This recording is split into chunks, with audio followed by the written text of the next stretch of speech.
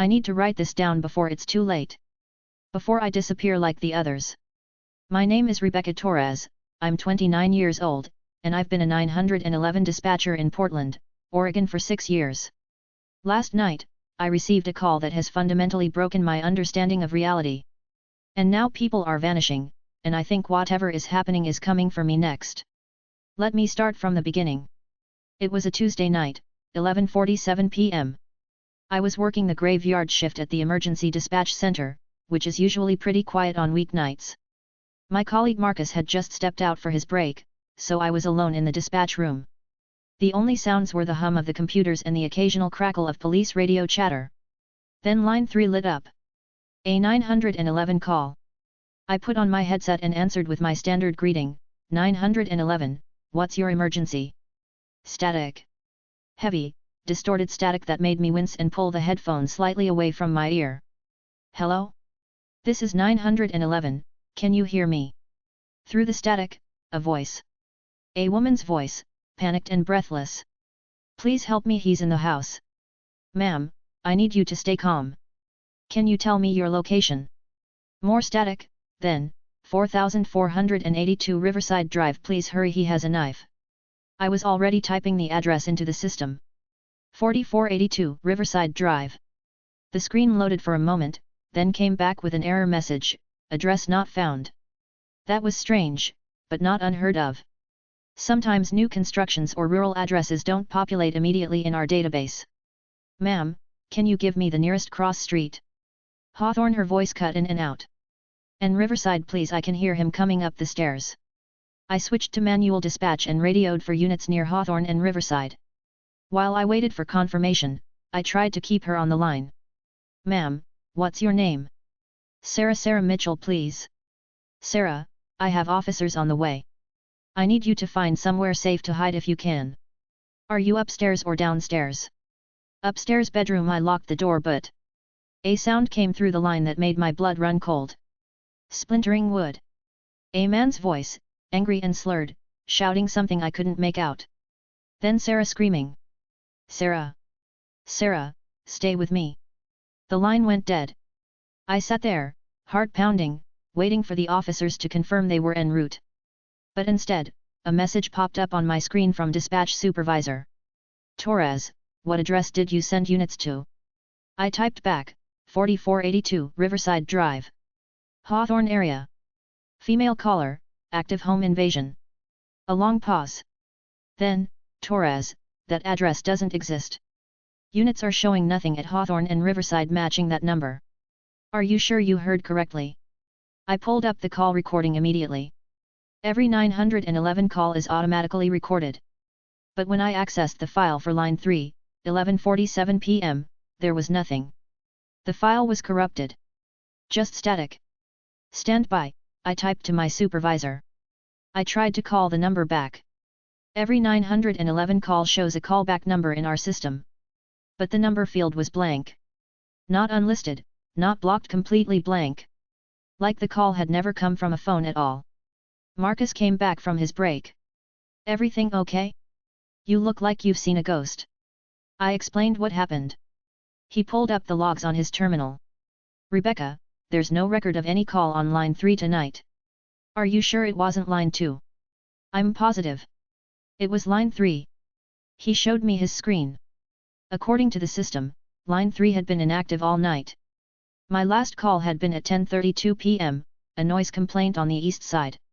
Maybe you dozed off? Had a weird dream? Marcus suggested gently. I didn't fall asleep. There was a woman. Sarah Mitchell.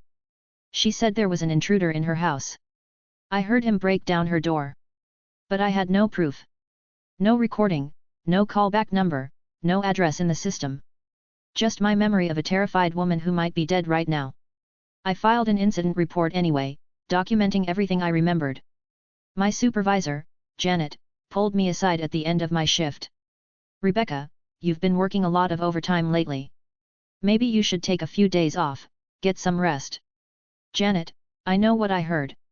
I'm not saying you didn't hear something. But we have no record of a call. No address exists.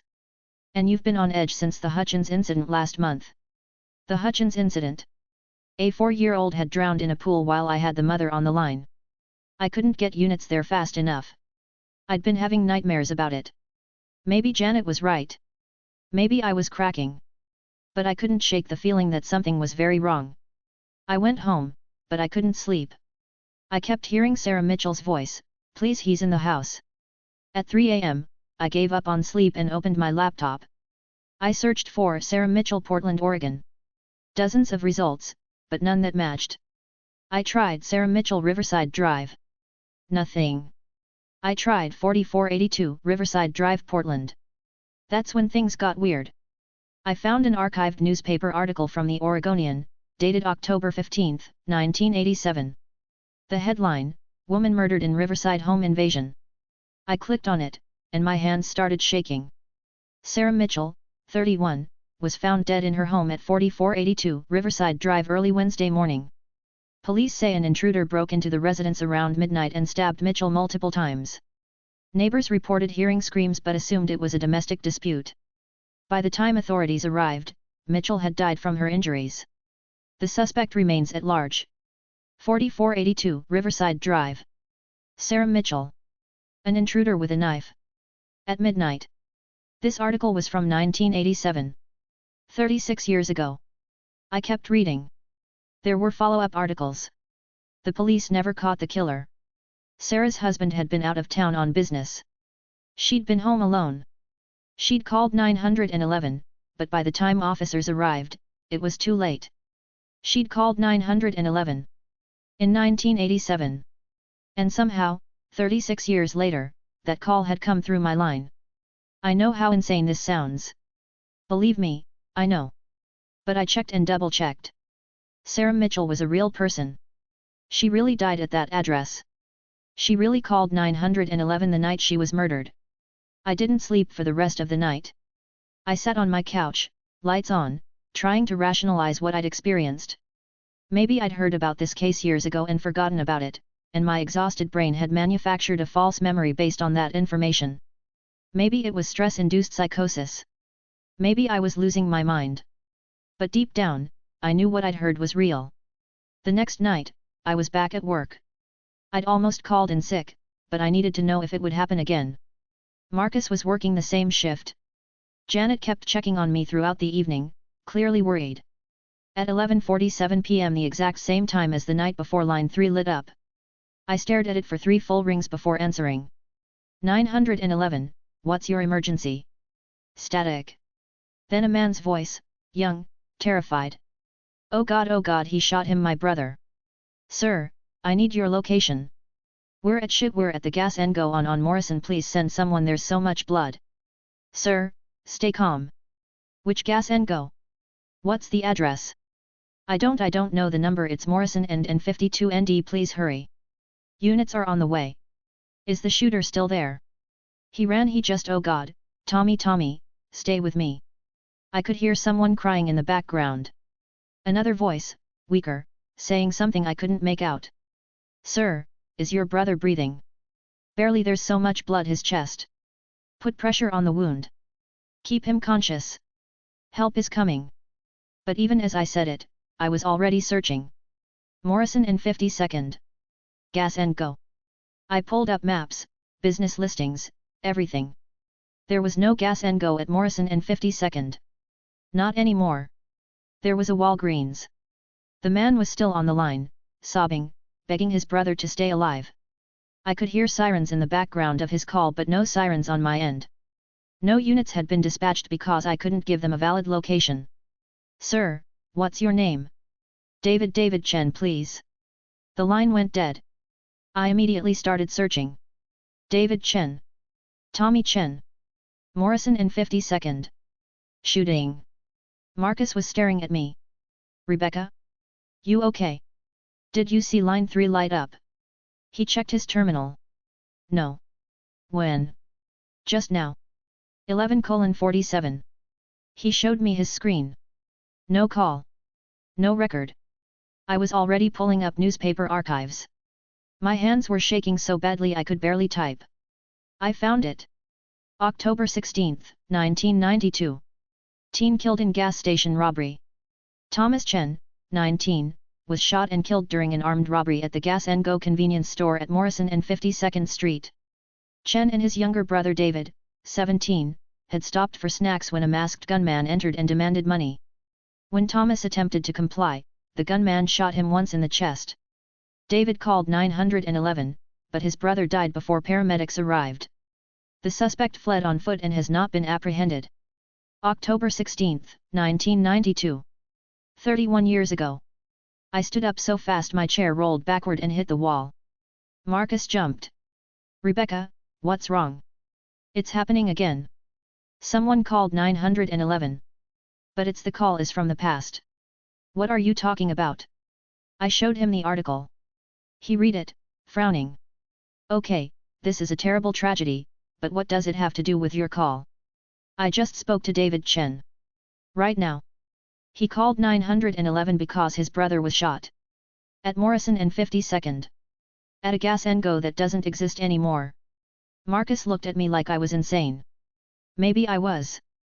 Janet called me into her office after my shift. Rebecca, I'm putting you on administrative leave. Effective immediately. Janet. You're clearly experiencing some kind of crisis. I need you to see a counselor before you can return to work. I didn't argue. What could I say? That I was receiving calls from the past? That somehow, 911 calls from decades ago were routing to my line?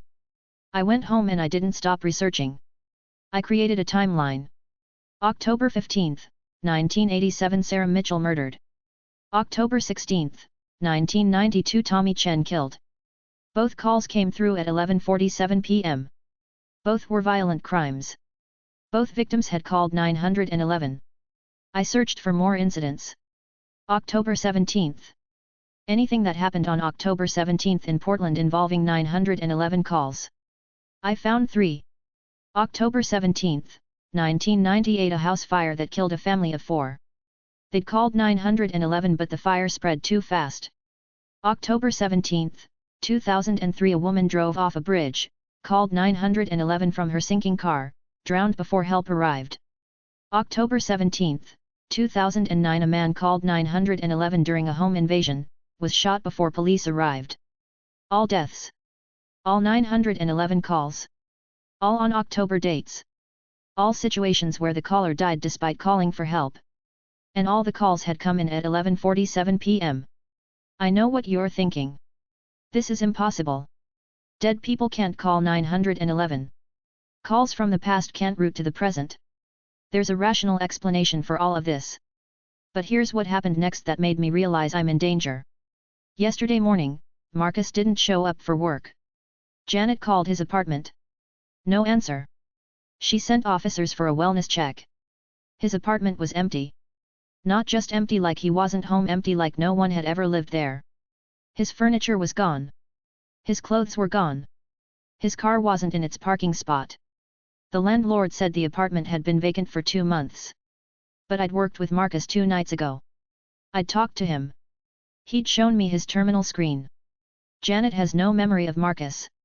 No one at dispatch does. I checked the work schedules, his name isn't on them.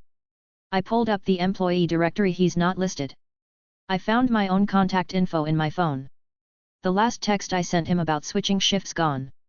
Not deleted. Never existed. Marcus has been erased. Like he never existed. I went to the dispatch center anyway, even though I'm on leave. I needed to check something.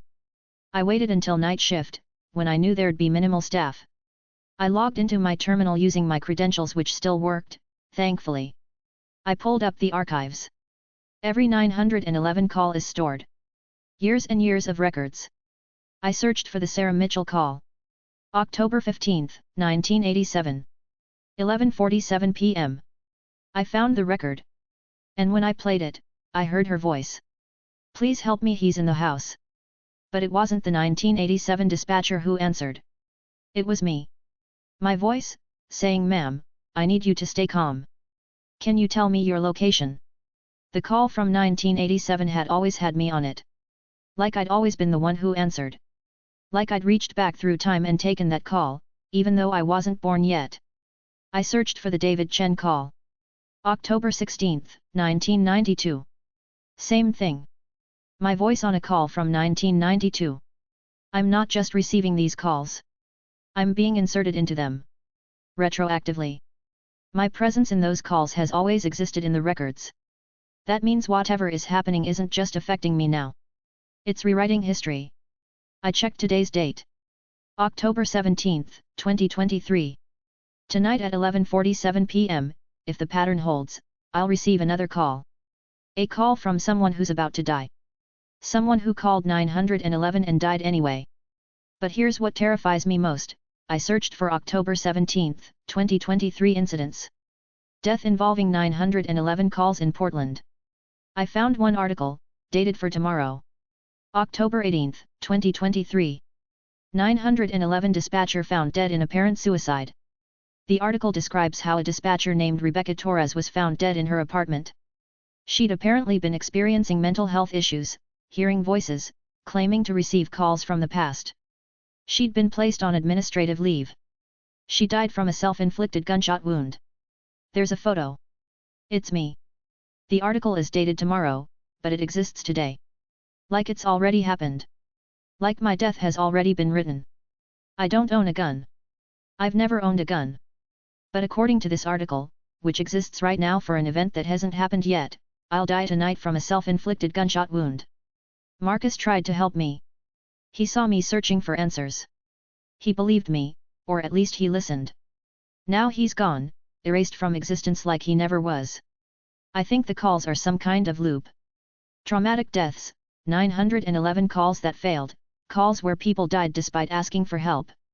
They're trapped somehow, echoing through time, and I've become connected to them. By answering those calls, I've become part of the loop. And now the loop is trying to close. It's 10:30 p.m. now. I have a little over an hour before 11:47. I'm in my apartment. I've checked every window and door. They're locked. I've searched the entire place. I'm alone. But I found something that wasn't here this morning. A gun. A 9mm handgun, sitting on my kitchen counter. I've never seen it before. I didn't buy it. No one has been in my apartment. It's just here. Like it's always been here. Like the timeline is shifting around me, adding elements to ensure the article I read comes true. I need to leave. I need to not be here at 11:47. But I'm afraid that no matter where I go, that call will find me. And whatever happens in that call has already happened, is happening, will happen. I'm writing this and posting it because if I disappear like Marcus, at least there will be some record. Some proof that I existed, that this happened, that I didn't just make it all up. If you're reading this tomorrow and there's an article about a dispatcher named Rebecca Torres who died tonight, please know, I didn't kill myself. I don't want to die. But I think I already have. I think my death is part of the loop now, and there's no way to stop it. The clock on my laptop says 11:39 p.m. I can hear static. Faint, but growing louder. It's not coming from my computer or my phone. It's coming from everywhere and nowhere. My phone just lit up. Not a call, just the screen, bright and white, showing a single line of text, incoming call, line 3. But I'm not at work. I'm not at the dispatch center. I'm in my apartment. It doesn't matter. The call is coming anyway. 11:42 p.m. I can hear it now. A phone ringing. That specific tone of a 911 line. It's in my head, but it's also real. I can hear it in the walls, in the air, in my bones. I don't want to answer. But I know I will. I'm going to answer, and when I do, I'm going to hear my own voice. Terrified. Calling 911. Saying someone broke into my apartment. Saying I need help. And then I'll look up and see someone standing in my kitchen. Standing next to the gun that appeared this morning. And I'll know that this has already happened, is happening, will always happen. The ringing is getting louder. 11:44 p.m. I'm so scared. I don't want to die. But I can feel it, the loop closing. My timeline catching up to the article I read. The moment that already exists becoming the moment that is. If someone finds this, please investigate. Please find out what's happening at the dispatch center. There's something wrong with line 3.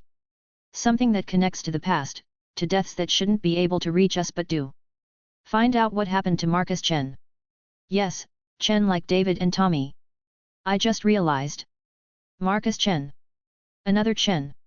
Is he part of this too? Was he always part of the loop? 11:46 p.m. The ringing stops. For a moment, I think maybe it's over. Maybe I broke the pattern by being aware of it. Maybe. My laptop screen is changing. The text I've been typing is disappearing, being replaced by something else.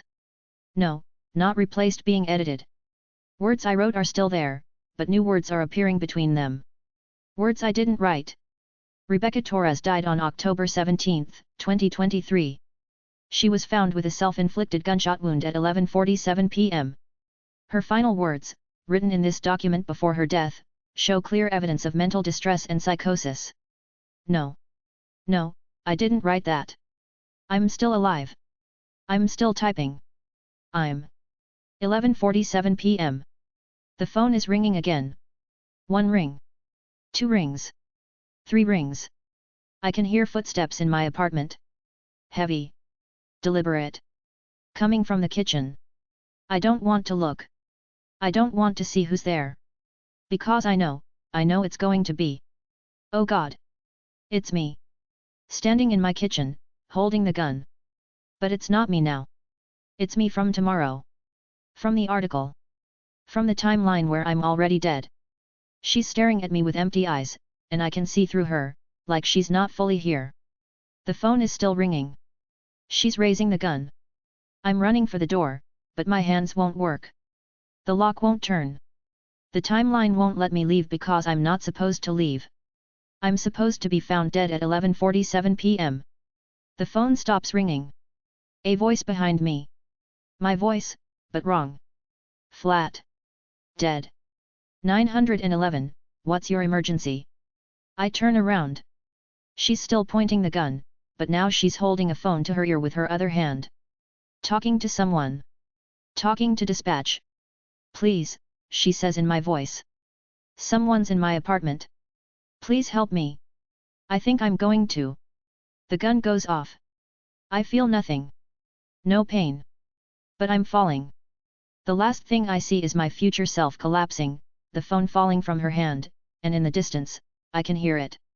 A 911 call, being recorded, timestamped October 17, 2023, 11:47 p.m. My own voice, please, someone's in my apartment, I think I'm going to. The loop closes.